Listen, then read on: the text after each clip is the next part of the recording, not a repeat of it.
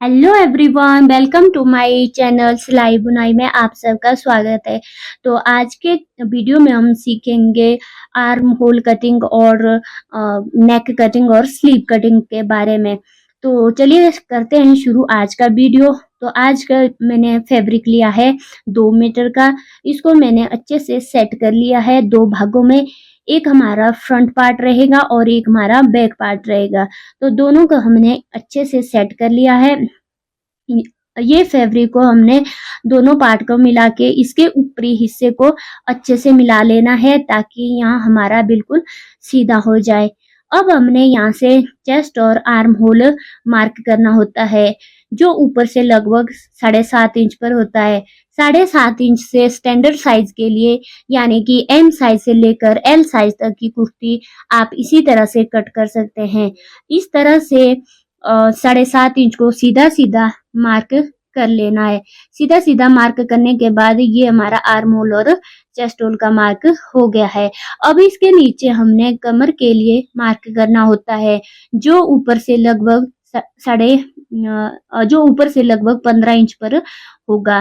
15 इंचों को हमने सीधा सीधा मिला लेना है। अब हमने हिप साइज की कटिंग कर लेनी है जो ऊपर से नीचे तक हमारा 22 इंच तक रहेगा और इसको भी हमने सीधा सीधा मार्क कर लेना है। ये हो गया हमारा तीरे के लिए मार्क, ये चेस्ट के लिए, ये हमारा हिप के लिए हो गया है। अब हमने कुर्ती की लंबाई का मार्क करना होता है। ये भी ऊपर से ही मार्क करना होता है। 40 इंच जो है हमारी कुर्ती की रेडी लेंथ है, तो हमने इसको 2 इंच एक्स्ट्रा फोल्डिंग के लिए मार्क रखना होता है। यानी कि टोटल हमारी कुर्ती की लेंथ जो है 42 इंच रहेगी। अब हमने इसको अच्छे से सीधा सीधा करके मिला लेना है।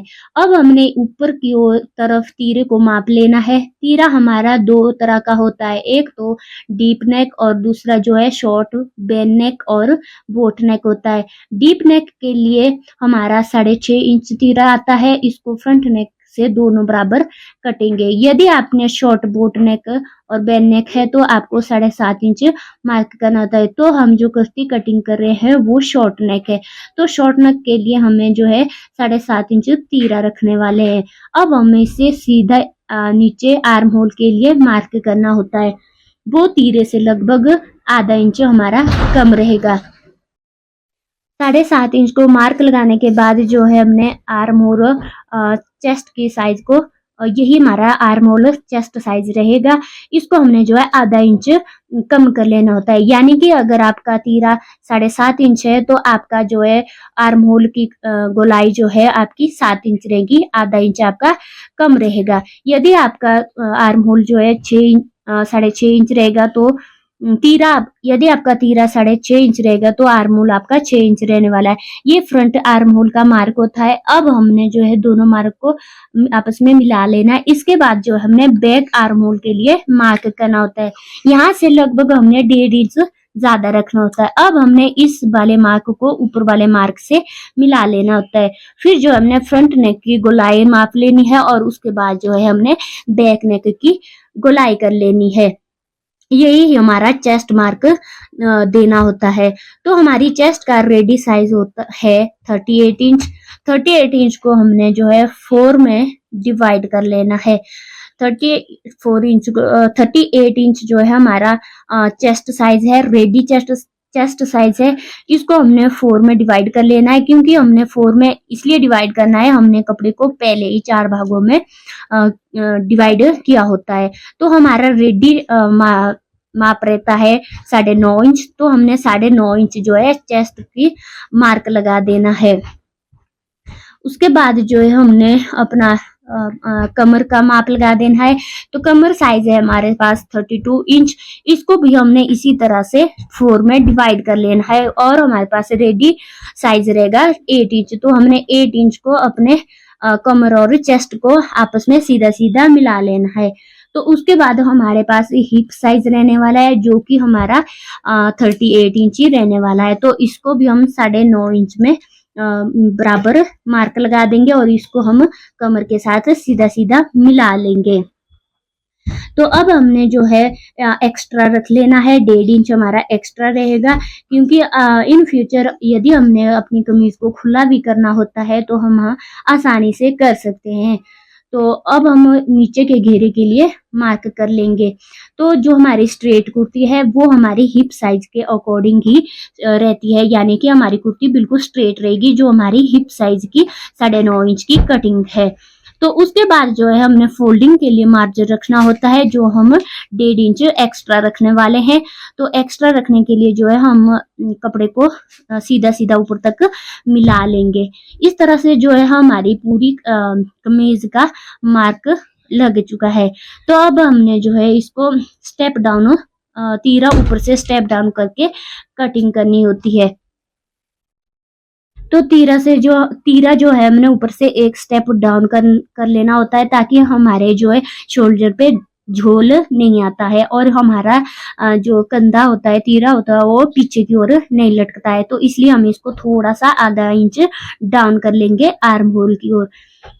तो अब हमारा जो है ये बिल्कुल मार्कर रेडी हो चुका है। अब हम सेंटर से कटिंग करके मार्क टू मार्क जो है इसकी कटिंग करना शुरू कर देते हैं।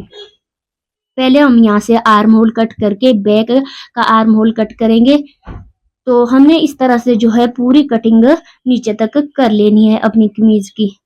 तो उसके बाद जो है पहले हमने इनको बैक आर्म होल कट कर लेना है। तो इसको हमने कट कर लिया है।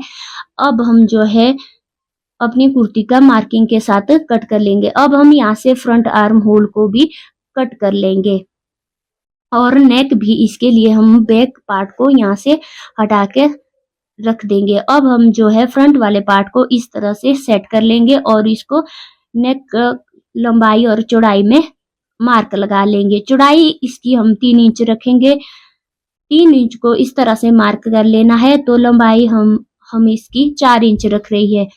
ये शॉर्ट नेक है। रेडी होने के बाद हमारा ये 3.5 इंच ही रहने वाला। ऐसे हमने नेक की और लंबाई और चौड़ाई मार्क कर लेनी है। अब इसके अंदर अपना नेक रो कर लेंगे। पहले हम हल्का हल्का मार्क लगाएंगे, उसके बाद जो है मार्किंग हमारी बिल्कुल परफेक्ट होगी और हम इसको डार्क कर लेंगे। अब हम इसको अपनी मार्किंग के साथ जो है कट कर लेंगे। तो जैसे ही कुर्ती की फ्रंट साइड है वैसे ही हम इसको मार्किंग के साथ कट कर लेंगे। फ्रंट साइड को हम आर्म होल के साथ कट कर लेंगे।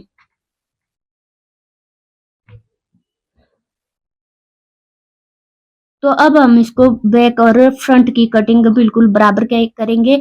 शॉर्ट नेक दोनों ही बराबर कटते हैं, तो ऐसे हम बैक का फ्रंट के बराबर कट कर लेंगे। ये इसका फ्रंट पार्ट है और ये बैक पार्ट। तो हम अपनी कुर्ती भी पूरी इसी तरह से कट कर लेंगे। तो इस तरह से जो हमारा बैक नेक और फ्रंट नेक कट हो चुका है। अब हम कुर्ती को फोल्ड करके साइड में रखकर स्लीव्स कटिंग करेंगे।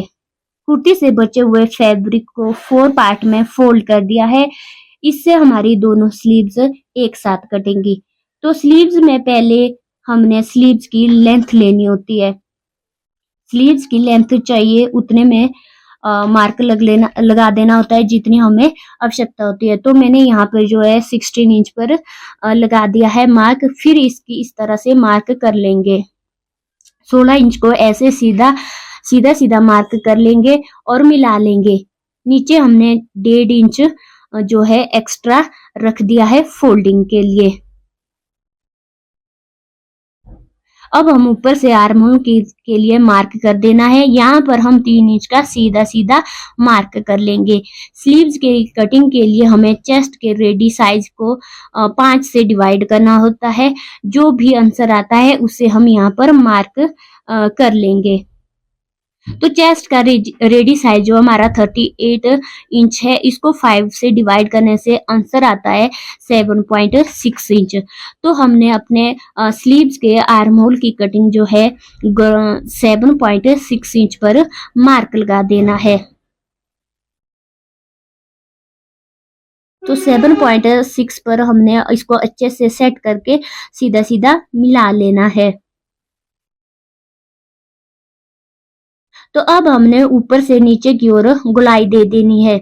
ऊपर की गुलाई का मार्क करने के बाद नीचे स्लीव्स की गुलाई का मार्क कर लेना होता है। जैसे 10 इंच आपका स्लीव्स की गोलाई है तो 10 इंच का आधा आपका 5 इंच रहेगा।